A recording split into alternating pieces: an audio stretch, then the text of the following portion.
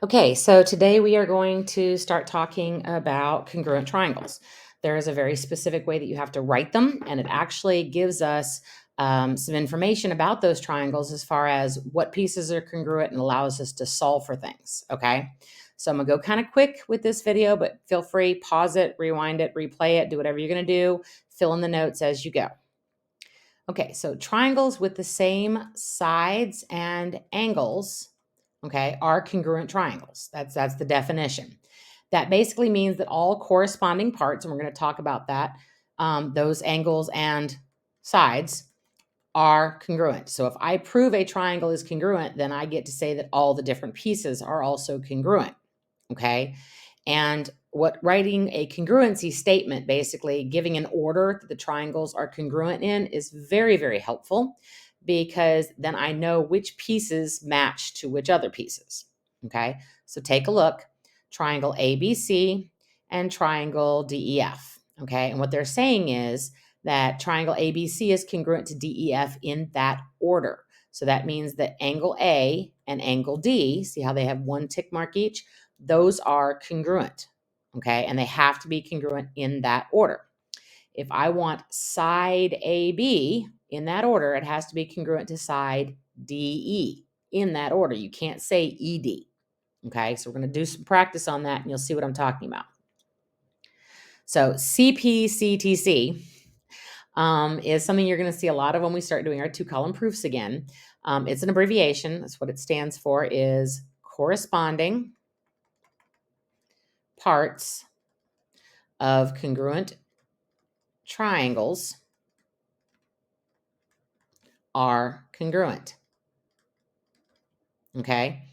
A lot of the times this is used in those two-column proofs when we're trying to prove that a piece equals a certain amount, right? And as soon as we've proved the two triangles congruent, well, all the corresponding parts are congruent, so they have to be equal. Okay. So very, very important you get this down for later. Again, it's just an abbreviation. All right, so let's talk about the pieces and how they get written in the right order. Okay, so triangle JKL is congruent to triangle PQR, period, in that order. Okay, so that means angle J has to be congruent to angle P because they're in the same spot. And I know this without even having to draw the triangle and put the little marks on there because, again, they're in the same spot of my statement, my congruency statement. Okay, angle K has to be congruent to angle Q, and angle L has to be congruent to angle R.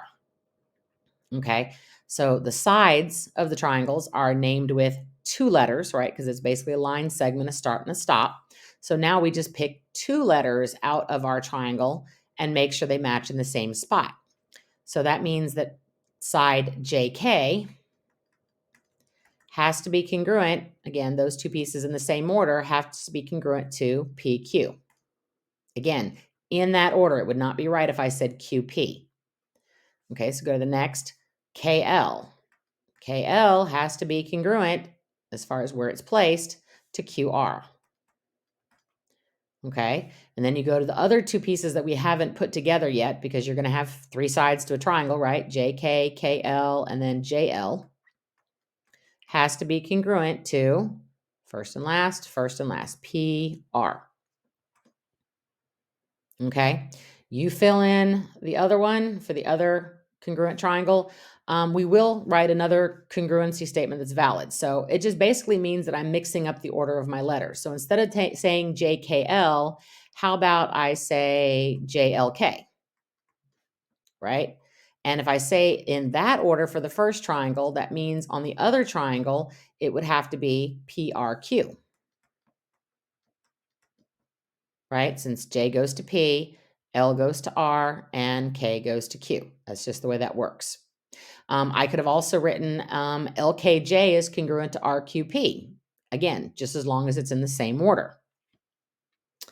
All right, so given a drawing of the two triangles and the congruency statement, I can fill in the pieces that are equal. So KM, first and last, has to be congruent to AC.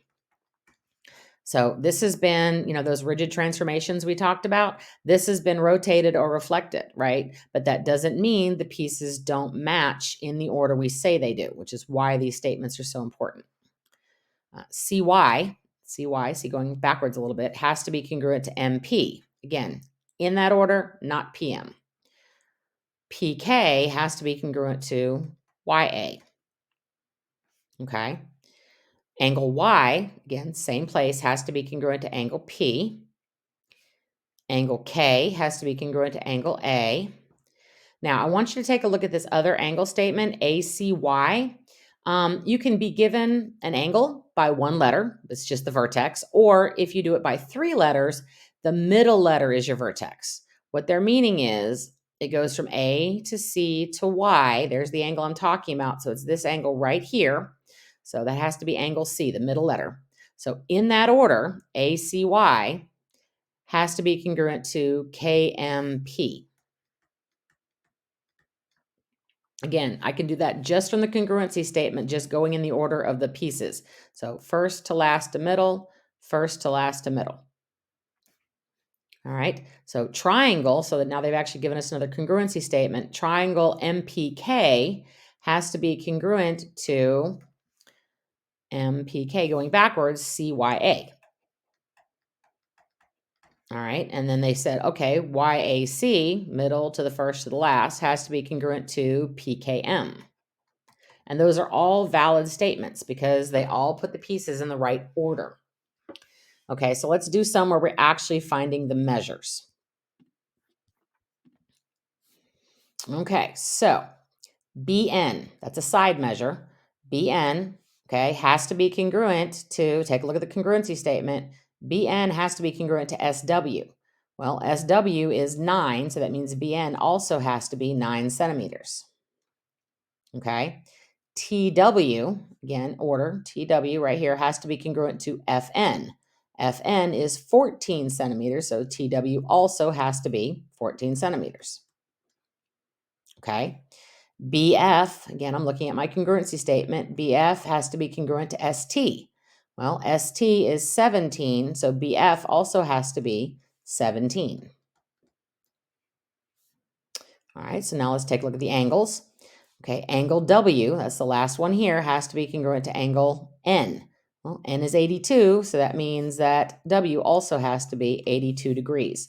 Please make sure you are putting your degree mark on these. It makes a difference.